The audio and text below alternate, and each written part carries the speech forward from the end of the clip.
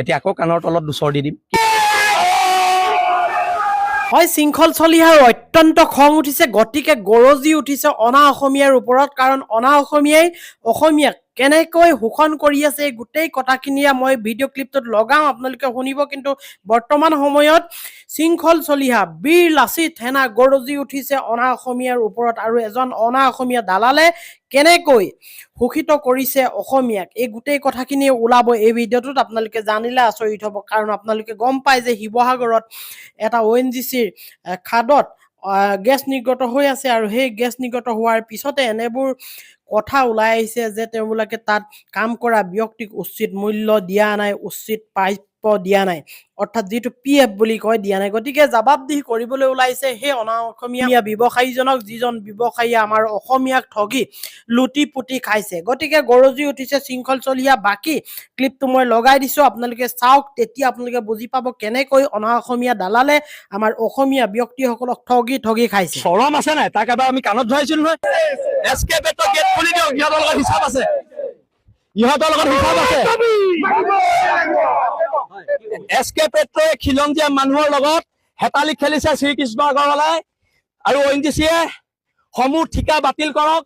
আৰু এইজন ল'ৰা দেউতাক SK পেট্ৰত থাকোতে ঢুকাই গ'ল, কাম কৰি থাকোতে।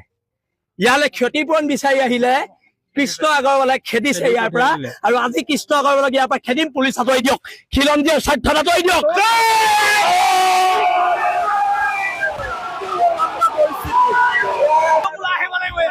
কৃষ্ণ আগৰৱালাই শিৱসাগৰ, কৃষ্ণ আগৰৱালা বাপেকৰ সম্পত্তি নহয়, সি পইচা আছে বুলি কৃষ্ণ আগৰৱালাই জাতিক ঠগিব।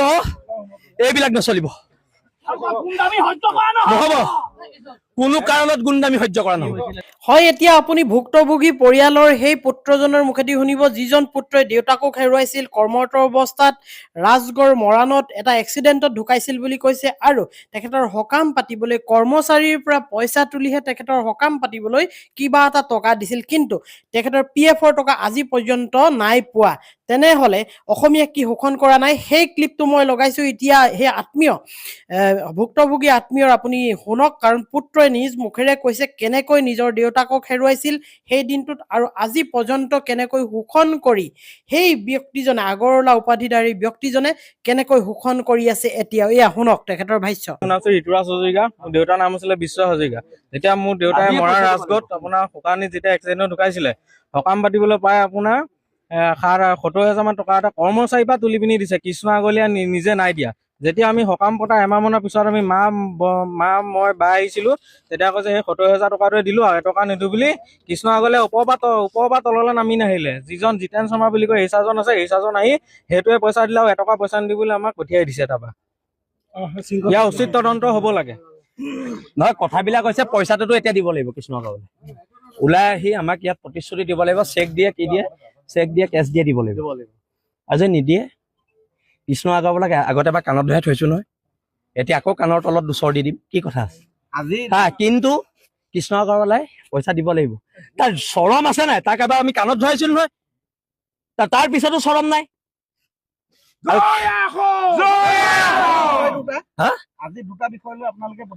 নিশ্চয় এই ল'ৰাটোক দিব লাগিব, আৰু যিখিনি ONGCয়ে কি দিয়ে দিব, সেইটো আমি ONGCৰ লগত আমি আলোচনা কৰিম, প্ৰতিবাদ কৰিম, যি কৰিব লাগে কৰিম, প্ৰয়োজনত ONGC বন্ধ দিম।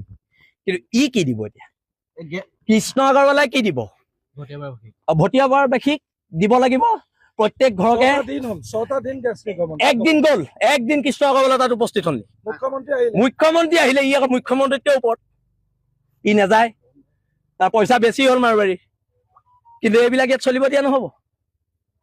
মাৰোৱাৰীয়ে ইয়াত পইচাৰ জোৰত খিলঞ্জীয়া মানুহৰ ওপৰত আতিশয্য চলাব, আৰু আমি চাই থাকিম, তাৰ গুণ্ডামি আমি চাই থাকিম। তাক সুধিবচোন তাৰ অফিচৰ ভিতৰত মই কি কৰিছিলো। হয়, এয়া আছিল সেই ভুক্তভোগীজন আৰু বীৰ লাচিত সেনাৰ শৃংখল চলিহা, যিকেইজনে এতিয়া বীৰ লাচিত সেনাৰ ওচৰত শৰণাপন্ন হৈছে, আৰু বীৰ লাচিত সেনাই এতিয়া সেই অনা অসমীয়া ব্যৱসায়ী দালালটোক ধৰি মাফ খুজিবলৈ বাধ্য কৰাইছে, আৰু উপযুক্ত যি অৰ্থ দিবলগীয়া আছিল PFৰ নামত টকা, সেই টকাও দিবলৈ বাধ্য কৰাব বুলি শৃংখল চলিহাই কথা দিছে। ঠিক আছে দিয়ক, যদি ভিডিঅ'বোৰ ভাল লাগে তেনেহ'লে like, comment, share and subscribe কৰি ৰাখিব।